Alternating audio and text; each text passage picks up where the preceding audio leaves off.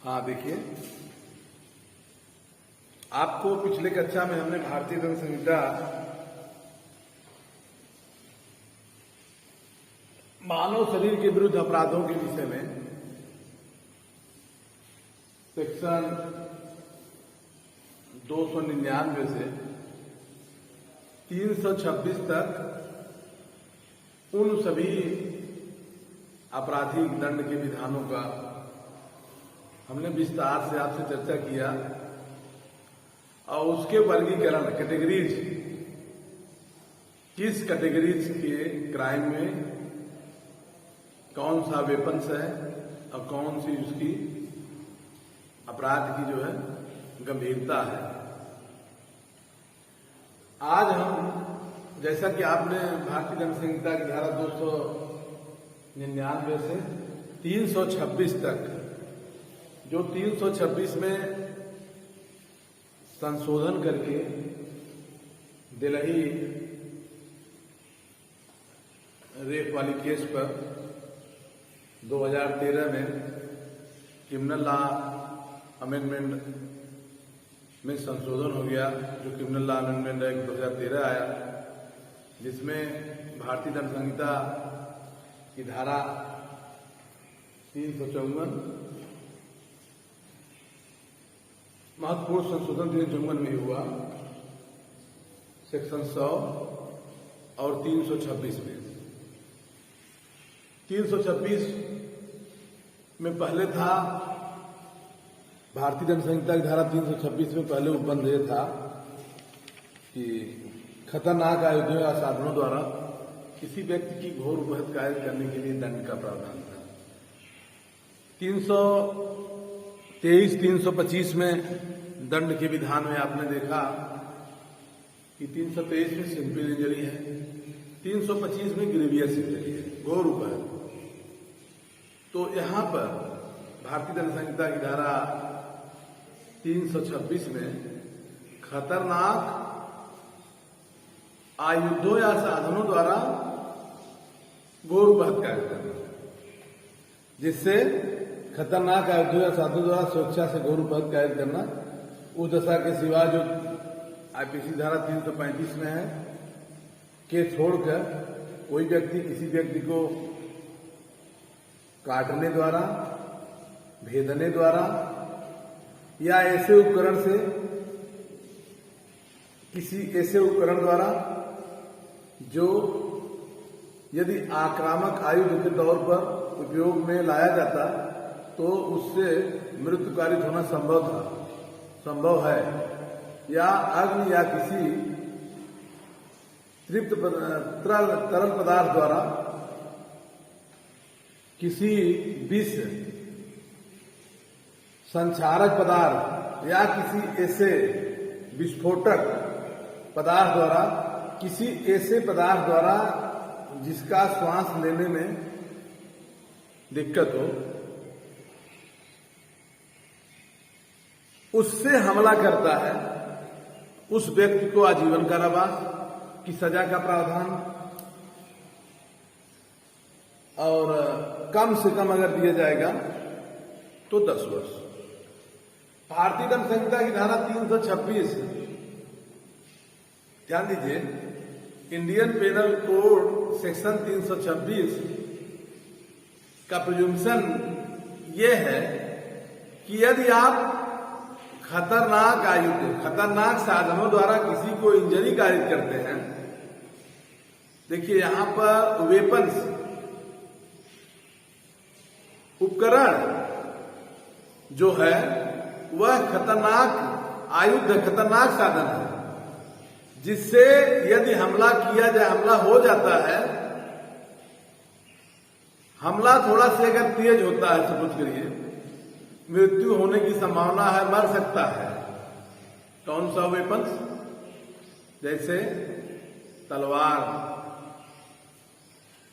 गणासी, भाला, या कोई ऐसा चीज जिससे ऑक्सीजन, जिससे सांस लेने में दिक्कत हो, या एसिड फेंकता है, तेजाब फेंकता है, जिससे खतरनाक है कि जीवन के लिए डेंजर फॉर लाइफ हो जाए। खतरनाक, जीवन के लिए खतरनाक चोटें हो जाए। Injury for this is weapons, injury for this is weapon, injury danger for life.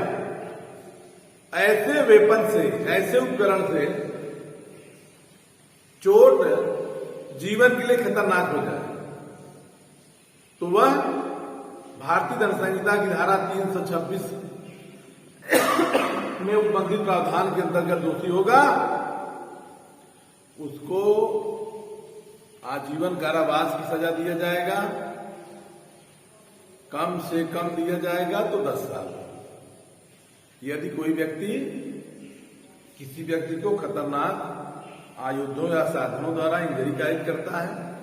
तो उसको सजा अगर दिया जाता है भारतीय दंड संहिता में,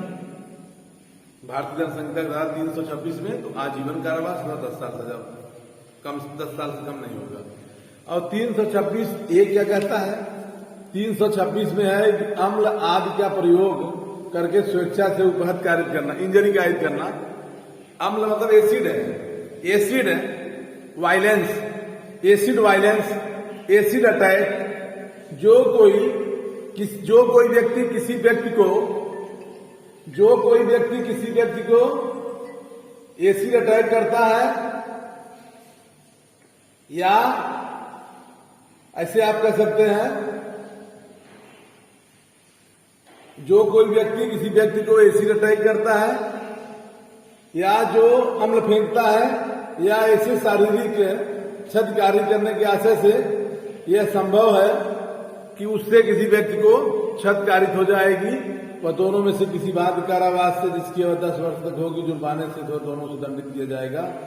या तो किंतु आजीवन कारावास तक की सजा हो सकती है। यह है 2013 में संशोधन होकर आया कि 2013 में अब संशोधन हो गया है, इसमें जो है ये व्यवस्था दिया गया है। इसके बाद हम देखते हैं 326 बी में है कि स्वेच्छा से अम्ल फेंकना, अम्ल फेंकने का प्रयत्न करना। 326 ए में है कि स्वेच्छा से गौरवपहत कार्य करने के आशय से फेंक देता है, ग्रेवियस इंजरी कायद करने के आशय से अम्ल फेंकता है। 326 में है कि अम्ल फेंका नहीं, अम्ल फेंकने का प्रयत्न करता है। तब के लिए 326 बी ये बताता है कि अम्ल फेंकने का प्रयत्न करेगा वह किसी बात कारावास जिसकी अवधि 5 वर्ष तक होगी, किंतु जो 7 वर्ष तक की दंडित किया जा सकता है। 326 में खतरनाक आयुधों या साधनों द्वारा किसी व्यक्ति को इंजरी कायद करता है, उसको आजीवन कारावास सजा होगी, कम से कम होगी 10 साल। 326 ए में है कि मतलब ऐसे इंजरी कायद करता है कि जो एसिड अटैक करता है, एसिड फेंकता है, शरीर को विद्रूपित कर देता है, चेहरे को विद्रूपित कर देता है, इस आशय से अटैक करता है, इस आशय से हमला करता है। 326 ए में उसको जो है 10 ईयर की सजा दिया जा सकता है अथवा जीवन कारावास की सजा है। 326 बी में है कि एसिड अटैक करता है, एसिड को मतलब एसिड से प्रहार करने का प्रयास करता है, जिससे चेहरे को विद्रूपित हो सकता था, चेहरे को विद्रूपित कर देता, तो ऐसे अपराधी को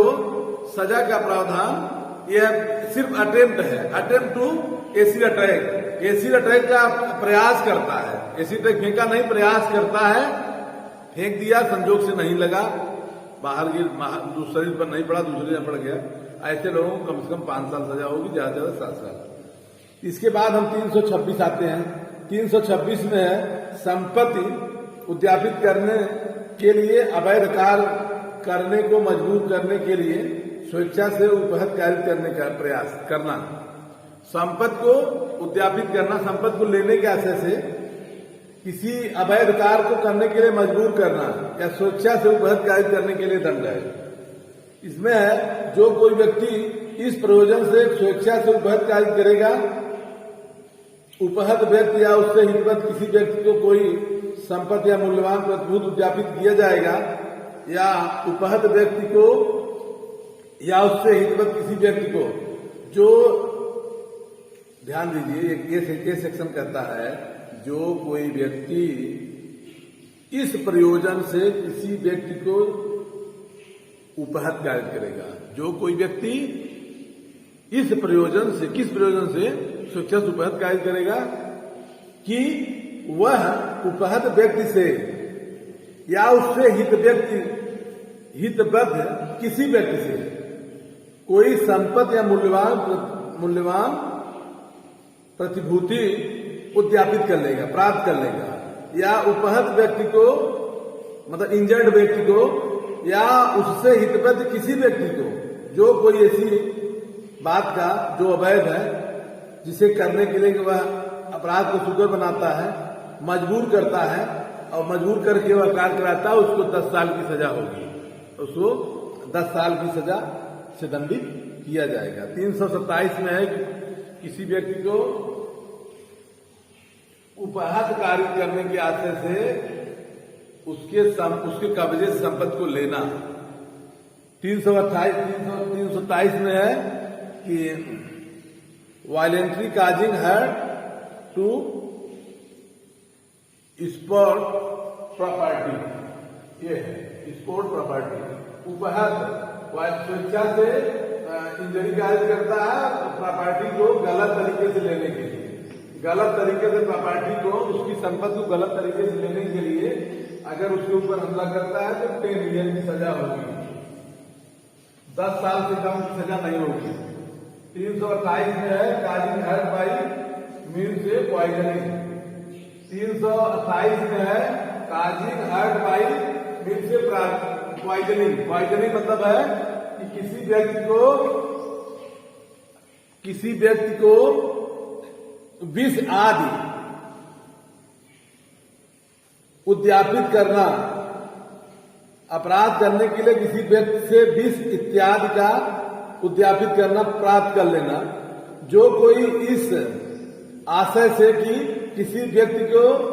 चोट कारित करेगा, किया जाए, अपराध करेगा या किए जाने को सुगर बनाने के आशय से यह संभाव जानते हुए कि तद द्वारा उपहत कारित करेगा कोई विष मतलब पॉइजन या जड़ी मारकारी नाशक करने वाली या अस्वस्थ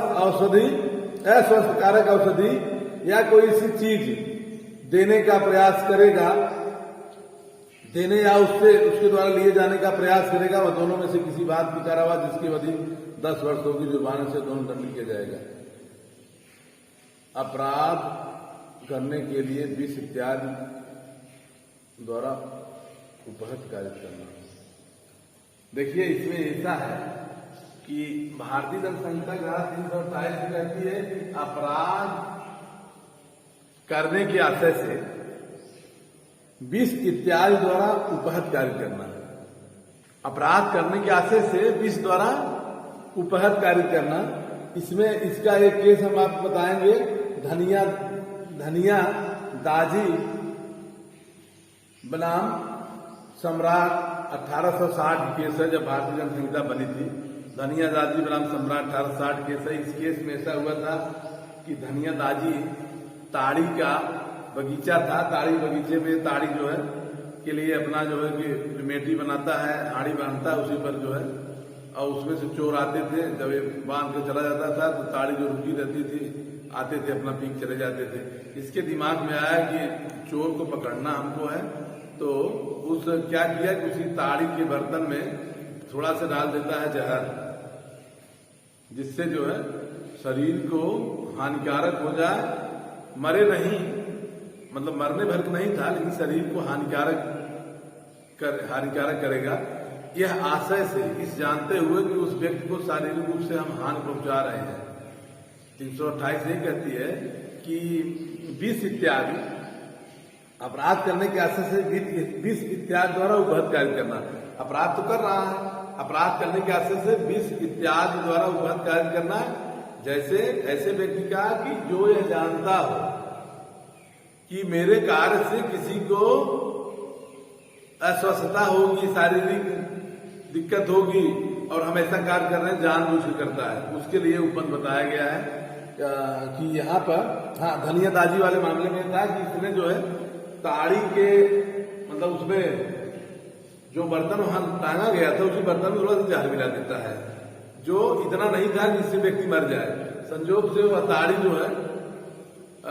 कोई ले गया और वह ले करके किसी ऐसे व्यक्ति जो फौजी था उसको दे दिया। फौजी ने ताड़ी पिया और फौजी जो है बीमार हो गया। बीमार क्या हो गया, उसकी शारीरिक स्थिति बड़ी गड़बड़ हो गई और वह जो है कि तब न्यायालय में मुकदमा चला। धनिया ताजी का यह तर्क था कि श्रीमान जी मेरा आशय नहीं था कि फौजी को, मेरा आशय चोर को पकड़ने का था, लेकिन यह नहीं माना गया। भारतीय दंड संहिता की धारा 328 में धनिया ताजी का अनुसार देखा जाएगा काजिंग हर्ट बाई विल से पॉइजनिंग,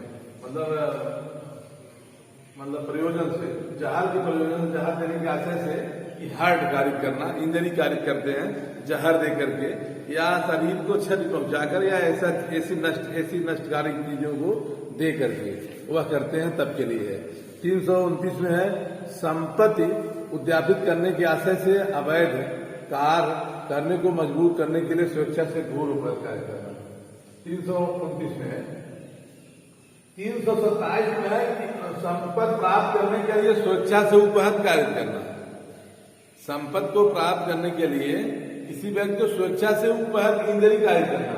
लेकिन 329 में है कि संपत्ति को प्राप्त करने के लिए ग्रीवियस इंजरी कार्य करते हैं, घोर चोट कर, घोर इंजरी कार्य करने के आशय से, ग्रीवियस इंजरी कार्य करने के आशय से 329 में यह बंद है कि संपत्ति उद्यापित करने के लिए अवैध कार्य करने को मजबूर करने के लिए स्वेच्छा से घोर उपहत कार्य करना। जो कोई व्यक्ति इस प्रयोजन से स्वेच्छा से घोर उपहत कार्य करेगा या उपहत व्यक्ति से या उससे हितबद्ध किसी व्यक्ति से जो कोई संपत्ति या मूल्यवान प्रतिभूत उद्यापित किया जाए या उपहत व्यक्ति को या उससे हितबद्ध किसी व्यक्ति को कोई बात जो अवैध हो, जिसे किसी अपराध का किया जाना सुकर बनाता सरल बनाता हो, किसी अपराध किया जाना सरल बनाता हो, करने के लिए मजबूर किया जाए, उसे आजीवन कारावास की बात कारावास जिसकी वजह 10 वर्ष तक होगी, जुर्माने से भी दंडित किया जा सकता है। 327 में जो दंड का उपबंध है, 327 में दंड है 10 साल और 329 में यहाँ तो 10 साल सजा है, 329 में आजीवन कारावास है और या तो कम से कम होगा 10 साल होगा। आजीवन कारावास है,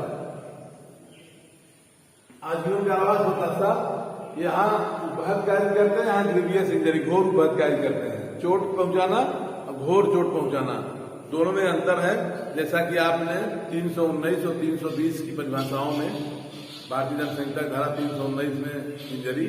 और 320 में ग्रेवियस इंजरी, घोर उपहत, दोनों की आप अंतर समझे हैं। किसी के परिप्रेक्ष्य में उसको आजीवन कारावास, उसको 10 साल सजा। यहाँ पर एक और है सेक्शन 330 है, एक कॉन्फ्रेंस है, मतलब इसको कहेंगे हम संस्कृति, कन्फेशन जिसको कहते हैं, कन्फेशन, एक्स्ट्रा जुडिशियल कन्फेशन और जुडिशियल कन्फेशन, 2 कन्फेशन होता है। एक न्यायिक, एक होता है कि न्यायिक संस्कृति, एक न्यायिक इतर संस्कृति, न्यायालय से बाहर। दोनों का साक्ष्य विधि के अनुसार दंड विधान में बहुत महत्वपूर्ण स्थान है। कभी कभी मामले ऐसे आते हैं कि न्यायालय में संस्कृति अभियुक्त न करके अभियुक्त तीसरे किसी व्यक्ति से एक्स्ट्रा जुडिशियल कन्फेशन, जो न्यायालय से बाहर उस अपराध के बारे में संस्कृति करता है, उसको एक्स्ट्रा जुडिशियल कन्फेशन कहते हैं। लेकिन यहाँ एक्स्ट्रा जुडिशियल कन्फेशन का सवाल नहीं है। यहाँ भारतीय दंड संहिता धारा 330 में पुलिस को 3rd डिग्री जो प्रयोग करती है किसी अभियुक्त के खिलाफ, उसके लिए उपबंध बताया गया है। देखिए भारतीय दंड संहिता धारा 330 में उपबंध है, स्वेच्छा से उपहत कारित करना। कैसे? संस्कृति प्राप्त करने के लिए उपहत कारित करना या विवश करके संपत्ति या प्रत्यावर्तन करने के लिए स्वेच्छा से उपहत कारित करने के लिए दंड। जो कोई इस प्रयोजन से स्वेच्छा से उपहत कारित करेगा, जो कोई व्यक्ति किसी व्यक्ति को इस प्रयोजन से स्वेच्छा से उपहत कारित करेगा कि इंजर्ड व्यक्ति से या उससे हितबद्ध किसी व्यक्ति से कोई संस्कृति प्राप्त कर ले, कोई बात हम जान लें, कोई मतलब कन्फेशन, कोई जो है कि कन्फेस कर दे, कोई कन्फेशन हम उसको संस्कृति उसकी हम प्राप्त कर लें, या कोई जानकारी कर लें जिससे किसी अपराध या औचार का पता चल सके, जिससे किसी व्यवहार का या अपराध का पता चल सके, उद्यापित किया जाए या उपहत व्यक्ति या उससे हितबद्ध किसी व्यक्ति को मजबूर किया जाए कोई संपत्ति या मूल्यवान प्रतिभूति प्रत्यावर्तित करें या करवाएं या किसी दावे मांग की पुष्टि करावे या जानकारी दे जिससे किसी संपत्ति या मूल्यवान प्रतिभूति या प्रत्यावर्तन का कराया जाए, ऐसे लोगों को दोनों में से किसी बात कार्रवाई जिसकी अवधि 7 वर्ष तक हो सकती है, जुर्माने से या दोनों दंडित किया जाएगा। भारतीय दंड संहिता की धारा 330 जो है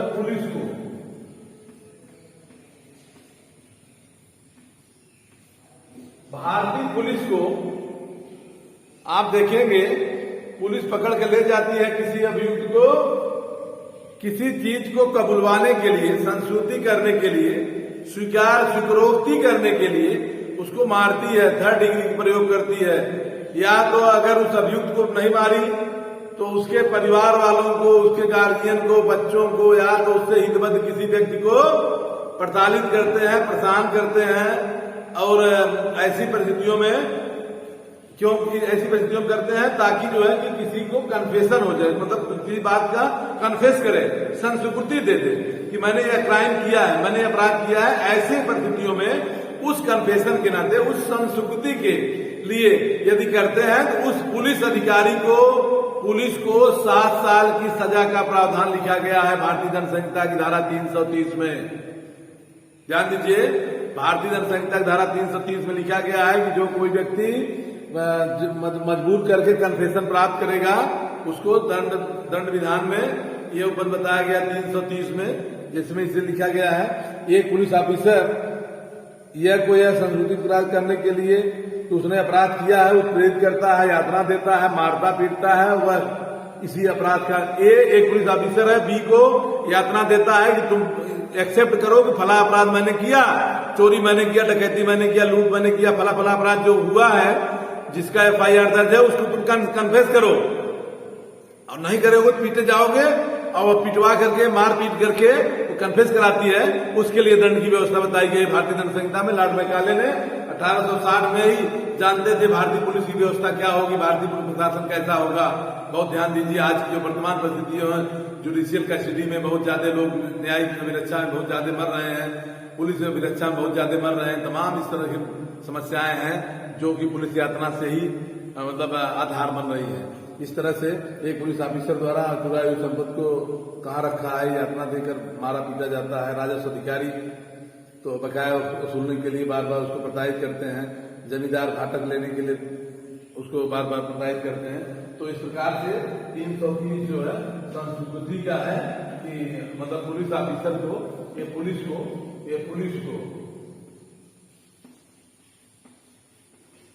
को 7 साल की सजा है। पुलिस को 330 में कितने दिन सजा बताया गया है